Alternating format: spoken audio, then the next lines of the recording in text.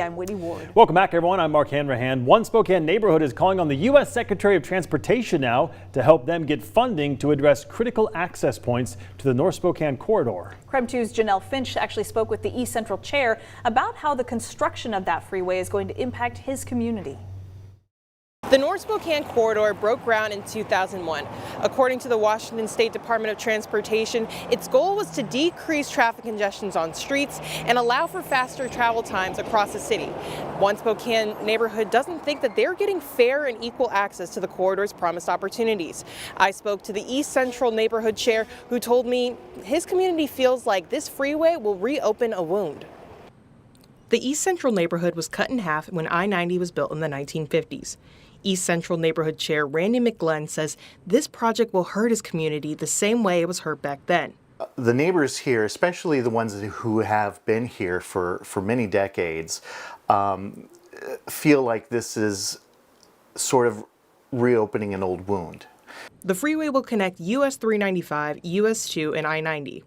McGlenn says East Central and South Hill residents wouldn't have the same ease of access to travel as other neighborhoods and would actually make travel more difficult. Folks in the South Hill now will have to go to either Division or Broadway to get full access to I-90. The Neighborhood Council has been meeting with WashDOT to communicate their concerns over critical access points. We recognize the bifurcation concerns that took place on I-90. We are doing what is within our power to provide a good outcome for them there and to listen to their concerns related to amenities and where their parks should be and how the trail systems should work and what their access should look like. Now that's balanced around how much money we have and how the system operates. McGlenn says his neighborhood and WashDOT were able to agree on a potential land bridge, but the state denied their grant request.